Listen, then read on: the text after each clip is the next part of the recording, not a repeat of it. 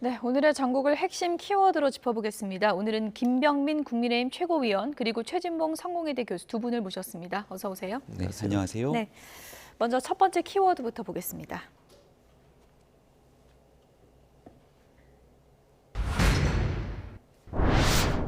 네, 낙제점 받은 사람들 46명. 나 떨고 있니? 이렇게 키워드를 정해봤습니다. 국민의힘 내부 분위기가 지금 그렇다고 하는데요. 당무감사 결과 46명이 낙제점이면 거의 절반 가까이가 지금 뭐 떨고 있다 이렇게 볼 수 있는 겁니까? 근데 저 46명에는 현역 의원 더하기 원외위원장들까지 들어가 있기 때문에 이른바 현역 의원 중에 절반 가까이라고 보기보다는 꽤 많은 숫자라고 평가하는 것이 옳지 않을까 생각을 합니다. 그리고 이 당무감사는 뭐 늘 항상 있어 왔던 일이지만 총선을 앞둔 당무감사의 낙제점을 받게 되면 공천관리위원회에 이관한 다음 그 서류들이 공천심사의 절대적인 평가 기준이 될 겁니다. 그래서 아마 여기에 대한 평가가 매우 박하게 나왔던 의원이나 원외위원장들 입장에서는 굉장히 불편한 상황일 수 있겠습니다만 여기에는 사회적으로 구설수나 문제가 있는 인사들일 수도 있고요. 또 경쟁력이 현저하게 당 지지율보다 못 미쳐서 떨어지는 인사들이 있을 수 있기 때문에 아마 어느 정도 내가 지역을 위해서 또 국민의힘 윤석열 정부 탄생과 정부 성공을 위해서 열심히 일했다고 평가받는 분들이라면 크게 걱정할 염려가 없는 일이기도 하다는 말씀을 드립니다. 네, 말씀은 그렇게 하시지만 지금 떨고 있는 분들 상당히 많을 것 같은데 물갈이 폭이 크면 클수록 선거에선 좀 유리한 건가요? 저는 유리하다고 생각해요. 왜냐하면 국민들은 사실은 현역 국회의원들에 대해서 신뢰감이 그렇게 높지 않아요. 여야를 다 떠나서 현재 21대 국회에 대해서 국민들의 신뢰도를 물어보면 낙제점이에요. 그러니까 대부분의 국민들은 바꾸면 바꿀수록 더 박수를 보내는 게 일반적입니다. 그건 제가 여야를 떠나서라고 말씀을 드렸어요. 그러니까 이건 국민의힘뿐만 아니라 민주당도 마찬가지예요. 현역들의 물갈이 퍼센티지가 높아지면 높아질수록 국민들은 더 지지할 수밖에 없죠.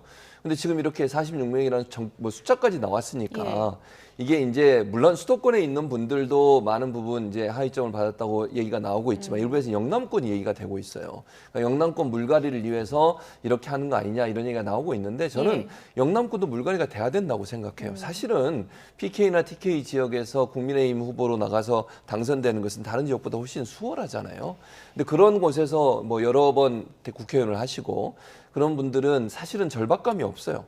뭐 비근한 예로 김병민 의원 같은 경우 열심히 뛸 수밖에 없잖아요. 험지에서 뛰는 거니까 결국. 근데 이런 PK, TK 지역에서 하시는 분들 입장에서는 이거 오래 하시는 분들은 사실은 경쟁력이 그렇게 높다고 볼 수 없기 때문에 이분들이 많은 부분 포함됐을 가능성이 있다고 봅니다. 그렇기 때문에 이분들 입장에서 더 강하게 반발하는 목소리가 나오는 거 아닌가 이런 생각이 듭니다.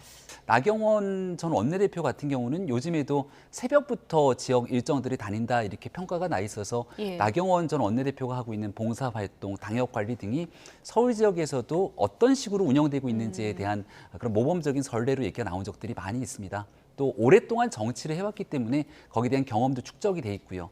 만약 이런 관리에도 불구하고 뭔가 큰 구설수가 있거나 아니면 두 명의 인지도에 비해서 비호감도가 굉장히 높거나 하게 된다면 다른 평가가 나왔을 텐데 적어도 지금 있는 당무감사에서 긍정적으로 1등 평가가 나왔다는 면에 대해서 여기에 불만을 가지거나 문제 제기를 하는 사람들은 없는 걸로 알고 있습니다. 김병민 최고위원이 몇 등인지는 모르시죠? 전혀 내용들을 공개하지 않았기 때문에 알 수가 없습니다만 저도 열심히 하고 있습니다. 46명에 대해서는 말하지 말아라. 함구령이 내려졌다 그러는데 그건 왜 그런 거예요? 예를 들어서 제가 이제 김종인 비상대책위원회 시절에도 비대위원 했습니다. 지금 당무감사 전에 당무감사가 김종인 비대위 때 당무감사였는데요. 그때는 하위평가 20% 기준을 두고 당협위원장 컷오프를 시키고 교체를 했습니다. 그럼 그 지도부가 다 내용들을 들여다봐야 되잖아요. 저도 그 당시 지도부에서 한 명 한 명에 대한 평가 기준을 봤는데 정성평가와 정량평가에 대한 세부적인 기준표들이 있기 때문에 여기에 대한 하위평가 기준을 하더라도 할 말이 거의 없을 겁니다. 지금도 그렇게 정리를 했다고 보는데요. 다만 지금은 당협위원장을 정리하는 것이 아니라 공천 심사에서 이 내용을 반영하는 것이기 때문에 미리 사전에 최고위가 이 내용을 공개해서 알아서 듣게 된 내용들이 없거든요. 그 내용들을 그대로 공천관리위원회로 넘겨서 최종적인 공천의 심사로 가져갈 수 있도록 하는 것이 온당하다 생각했기 때문에 중간에 구설수를 차단하기 위해서 비공개를 가져가기로 결정했습니다. 과연 내 이름은 저 46명 안에 있을까? 많은 의원들이 좀 떨고 있을 것 같긴 한데 일각에서는 이렇게 함구령 내린 게 이준석 신당 갈까 봐 그러는 거 아니냐 이런 시각도 있거든요. 뭐 그럴 가능성이 있죠. 왜냐하면 이게 만약에 46명이라고 하는 숫자가 나왔는데 이 네. 숫자에서 포함된 분들은 컷오프될 가능성이 높아지는 거잖아요. 국민의힘이 혁신위 같은 국민의힘에서 운영하는 혁신위 같은 경우도 컷오프의 퍼센트를 좀 넓히려고 하고 있는 상황이에요. 그럼 본인이 정치적으로 살아남기 위해서는 결국 다른 모색을 할 수밖에 없는 그런 상황이 되는 예. 거죠. 근데 이제 눈치를 보는 것 같아요. 그러니까 누가 먼저 가서 어느 정도 세력화가 되면 예를 들면 이런 경우가 생길 수 있거든요. 이게 그 원내에 교섭단체를 구성할 정도의 숫자가 되면요. 예. 번호를 앞번호를 받잖아요. 선거 과정에서. 근데 만약에 지금의 선거제도로 치르게 되면 비례정당을 만들면 번호가 앞번호로 가는 건 대단히 중요한 사안이에요. 예. 그러니까 1번, 2번, 3번 정도만 된다 하더라도 사람들에게 더 많은 지지를 받을 수 있는 요소가 되는 거거든요. 근데 누구도 지금 먼저 움직일 생각은 안 하고 있는데 만약에 본인이 거기 이름이 들어있다고 하면 어차피 여기서 안 될 것 같으면 내가 새로운 모색을 해야 되겠다. 그중에 선택지 하나가 이준석 신당이 될 수도 있다. 라고 판단할 수 있는 거죠. 그래서 국민의힘 입장에서 미리 이걸 밝히는 것은 혼란도 불러오고요. 당내 반발도 불러올 거예요. 그리고 말씀하신 것처럼 이준석 신당이라고 하는 새로운 정치 모색지를 찾아 나설 수 있는 위험성도 있기 때문에 지금 밝히는 것은 국민의힘한테 별로 도움이 안 된다 이렇게 판단했을 거로 생각합니다. 예. 이준석 전 대표가 신당 얘기를 지금까지 하면서 이미 현역 의원들이 나한테 꽤 오래전부터 접촉을 해오고 있다 이런 얘기를 했었는데요. 다시 한번 좀 들어보겠습니다.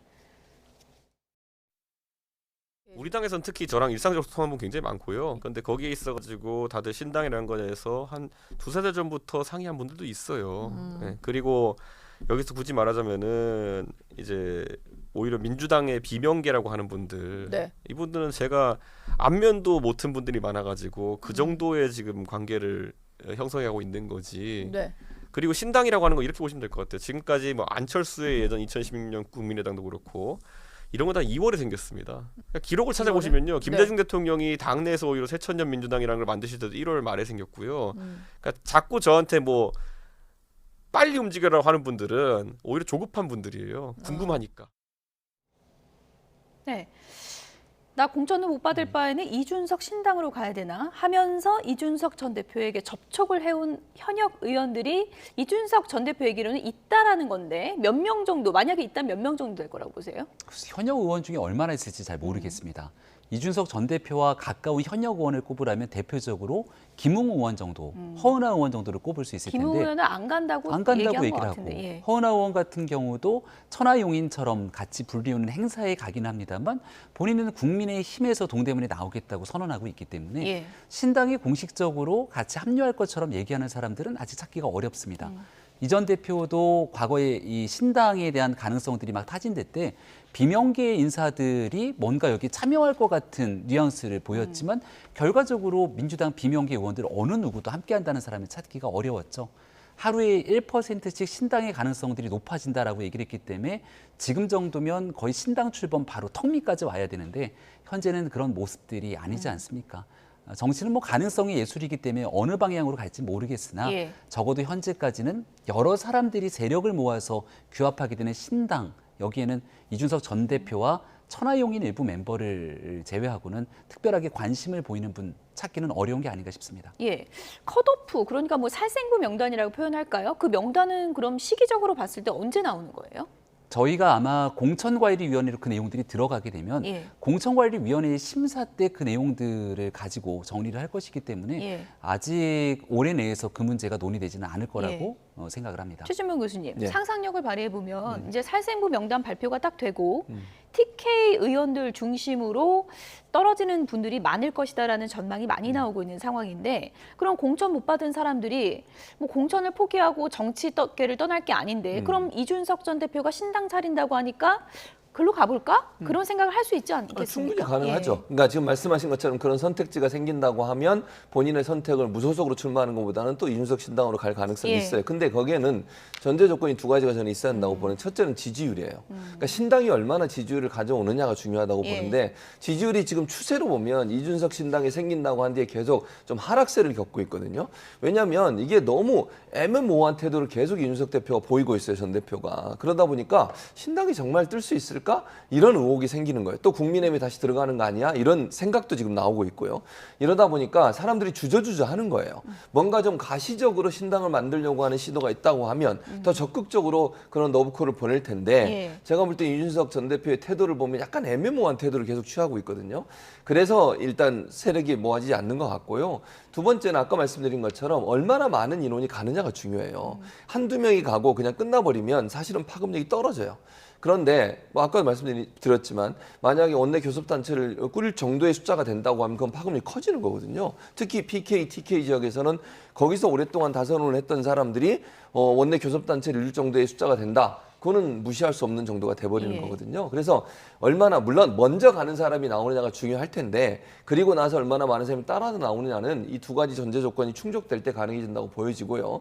그러기 위해서 먼저 선행돼야 될 것은 이준석 전 대표가 명확하게 본인의 입장을 밝혀야 된다. 지금처럼 이렇게 애매모호한 태도를 뭐 본인은 계속 지난번에 2월에 안철수 전 대표가 만들었다 얘기하면서 그때까지 계속 시간을 끌지 모르겠는데요. 저렇게 시간을 끄는 순간 제가 볼 때 별로 많은 분이 갈 가능성은 낮다고 봐요. 그래서 본인의 선택을 빠른 시간 결정해야만 원하는 정도의 성과를 내지 않을까 이렇게 생각합니다. 예, 빨리 움직이라는 분들이 더 조급한 분들이다. 이준석 전 대표가 그렇게 얘기하던데 그렇게 얘기했는데 그렇게 얘기하면 그래도 빨리 해야 된다. 그렇죠. 그렇게 얘기하면 오는 사람이 많지 않을 거다 저는 그렇게 봅니다. 어쨌든 이준석 전 대표 껴안아야 된다라고 주장을 하고 있는 하태경 의원은 종로 출마를 선언하면서 당내에서 반발의 목소리가 계속되고 있는 상황인데요. 유상범 의원과 김병민 최고위원 목소리 들어보겠습니다.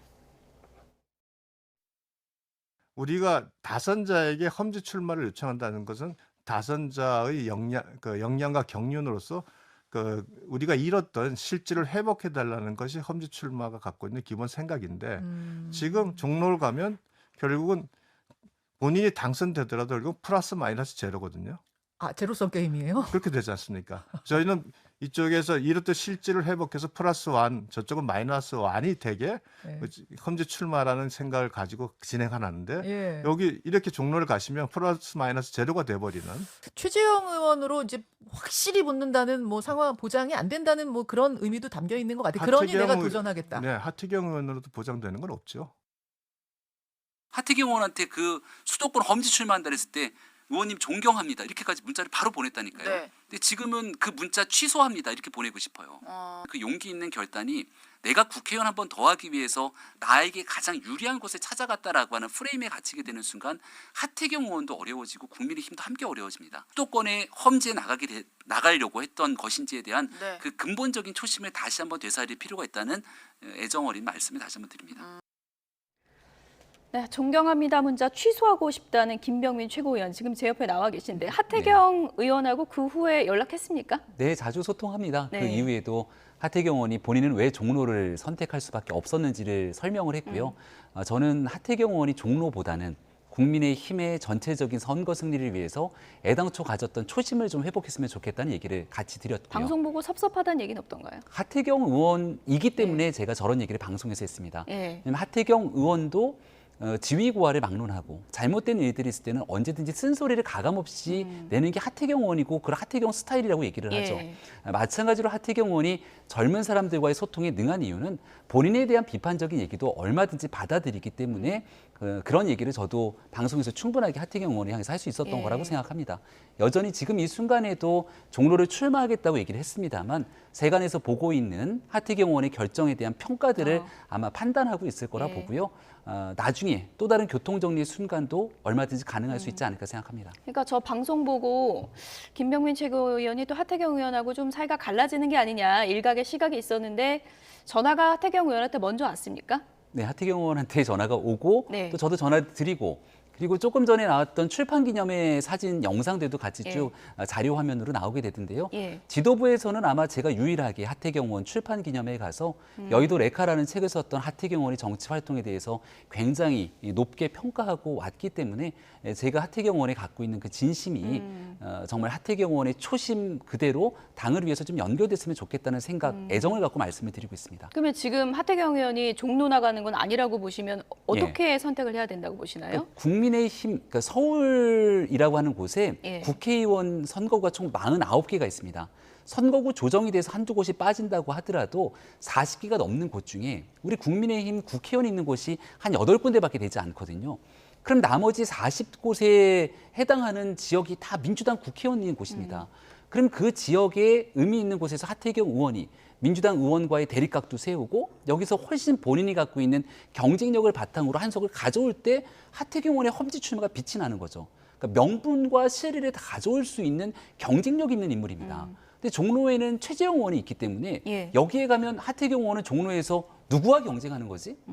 지금 민주당은 이 종로에 누가 나오겠다는 얘기를 한 사람이 아직은 없지 않습니까?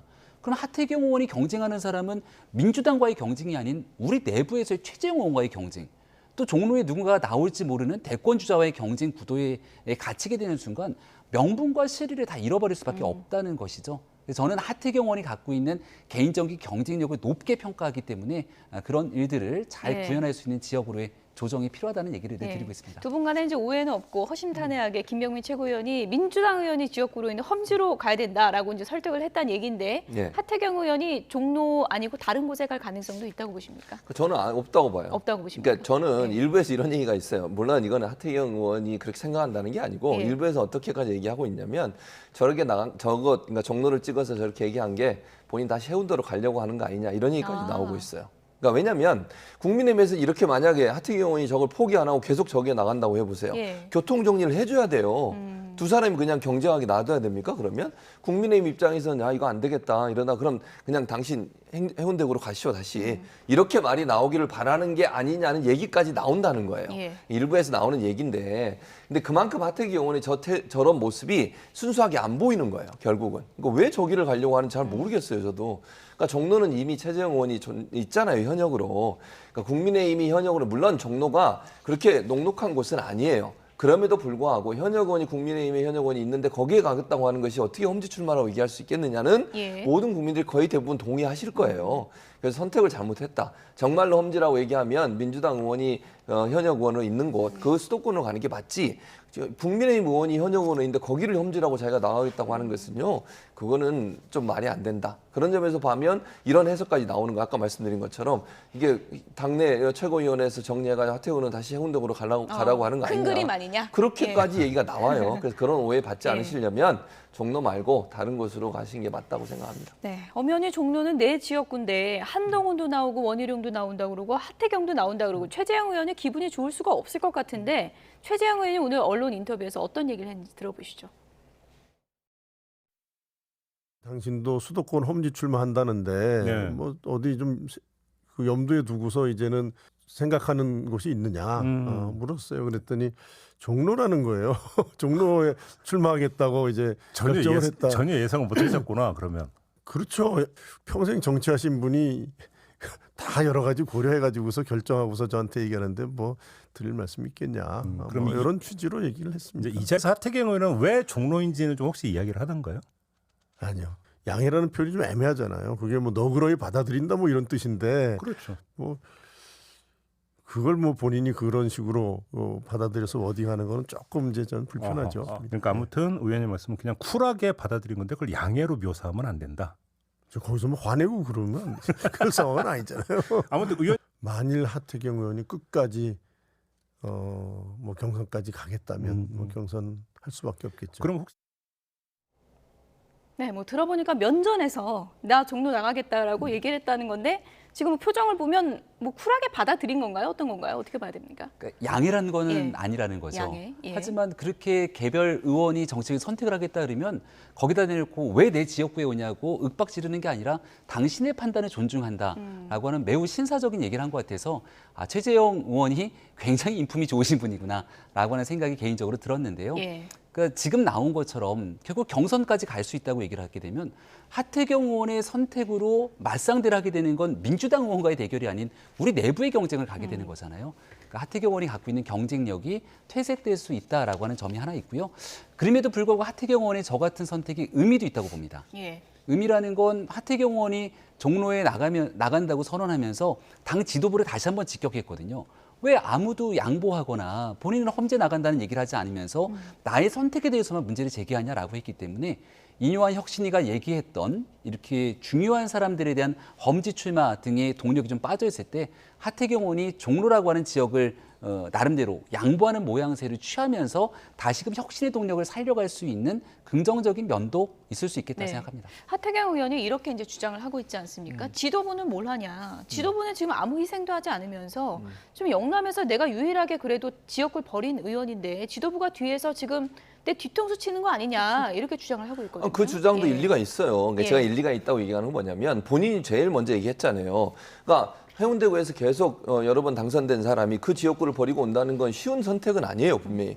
근데 본인은 이렇게 생각했을 거예요. 내가 이렇게 나서면 누군가 뒤따라 오겠지. 근데 아무도 안 따라오잖아요, 지금. 장제원 의원도 아시는 것처럼 버스 대절에서 엄청나게 많은 사람 모여가지고 막 이렇게 하고 산악회 활동하고 김기현 대표도 지금 의정보고에 본인 지역구 가서 하시고 그리고 뭐 내가 갈 곳은 내가 정한다는 식으로 말씀하시고 이렇게 얘기해버리면 어느 누구도 지금 동참을 안 하는 거잖아요. 이러니 하태경 의원 입장에서는 지도부가 이런 식으로 나오는 게 정말 맞느냐. 과연 혁신을 위해서 혁신회가 여러 번 얘기했는데도 불구하고 그걸 받아들이느냐 아니냐. 이것도 받아들이지 않는 것으로 보인다는 거예요. 그럼 억울할 수밖에 없죠.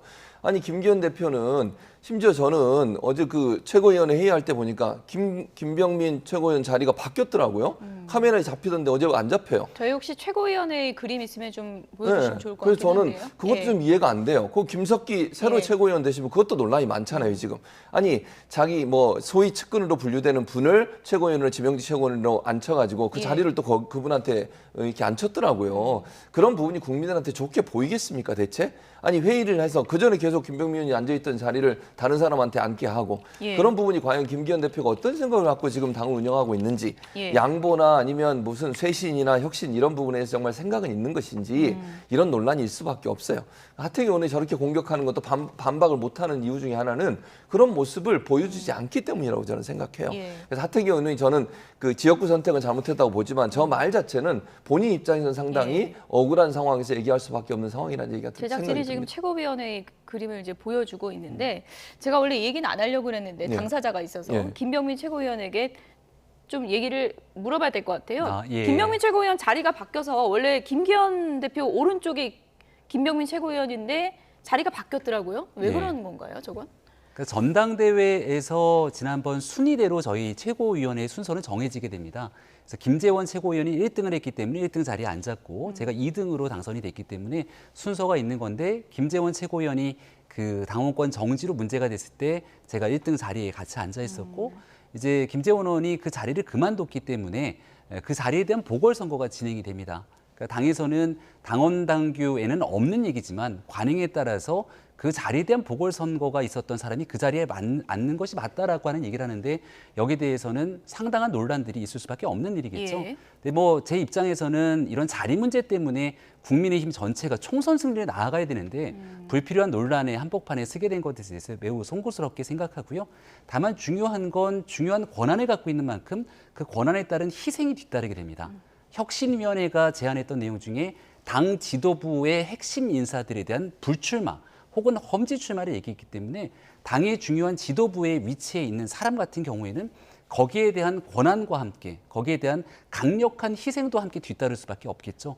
이런 무한한 책임감을 김기현 지도부, 저도 지도부의 한 사람으로서 같이 함께 총선 때까지 나아가야 된다라고 하는 그 중요한 일에 더 방점을 찍어야 된다. 내가 뭘 가져가려고 하기보다 내가 무엇을 내려놓을 수 있을까에 대해서 더 고민하고 그런 일로 총선을 치르겠다는 말씀을 드립니다. 네, 그러니까요. 지금 혁신위가 일단 뭐 설화 때문에 힘이 빠진 것도 있지만 어떤 혁신 카드를 내걸었을 때 실행에 따르지 않는 것. 그러니까 누구나 국민의 그 시선이 집중되는 지도부, 당 대표 특히 아무도 결단하지 않는 게 가장 혁신위의 힘을 뺀 이유 아닌가요? 그렇죠. 예. 그러니까 혁신위가 뭔가를 냈어. 아니 김기현 대표 그런 얘기 하셨잖아요. 혁신위에 전권을 주겠다고 그래서 본인이 갖고 있는 모든 권한을 주겠다는 거 아니겠습니까? 그럼 혁신위에 최소한 혁신위는 특별한 무슨 결정권이 있는 건 아니에요. 그럼 의결해서 넘기면 최고위원회에서 대표가 정권을 주겠다고 했으니까 그걸 받아들이는 입장을 보여야 되는 거거든요. 근데 지금 하나 받아들였어요. 그게 이제 소위 대사면이라는 표현인데 사면이 아니라 징계를 취소한 거잖아요. 그거 이외에 지금 혁신에서 내는 모든 안들에 대해서 그렇게 크게 반응을 안 보이고 있잖아요, 지금. 그리고 대표 자신이 거기에 대해서 약간 부정적인 입장을 내기도 하고 당내 중진들이 그런 입장을 내는데 대표는 아무 얘기도 안 하고 있고 이런 상황이 되면 혁신위가 과연 무슨 역할을 할 수 있겠어요? 혁신은 열심히 일하려고 노력을 하고 있는데 당에서 최고위원회가 그걸 받아들이지 않음으로 말미암아 혁신위의 역할 자체를 완전히 평가절하시키는 일이에요, 이게. 예. 국민들이 볼 때는 저러면 혁신위가 무슨 필요가 있겠나 이런 생각이 드는 거니까 정권을 주겠다고 했으면 그 말에 맞게 혁신위에서 주장하고 또 결의에서 올라온 내용들에 대해서 적극적으로 받아들이는 태도를 보이는 게 필요할 텐데 아직까지 그런 모습이 전혀 보이지 않고 있어서 안타까운 상황이라는 예. 생각이 듭니다. 간략하게요. 지금 혁신위는 그럼 조계 종료로 가닥이 잡히는 건가요? 아직까지 최종적인 그 임기 문제에 대해서는 논의가 정확하게 진행을 안 됐다고 얘기를 들었습니다. 일단 혁신위가 아마 내일이죠. 목요일이 되게 되면 지난번에 얘기했던 2호 혁신안에 대한 의결 문제가 논의될 것으로 보이고 그다음 혁신위 활동에 대한 전체적인 종합을 하고 그리고 나서 정기국회가 끝나고 난 뒤에는 총선 모드로 넘어가게 되니까 혁신의 활동에 관심들이 좀 떨어질 수 있거든요. 그러니까 12월 초순 정도까지 활동했던 내용들을 좀 정리하는 수순으로 전체적인 일정을 좀 물리적으로 조정하고 있다 정도의 얘기만 듣고 있습니다. 네, 어쨌든 뭐 혁신위의 최후 통첩을 앞두고 있는 상황에서 김기현 후의 운명은 어떻게 될지 좀 지켜봐야 될 것 같고요.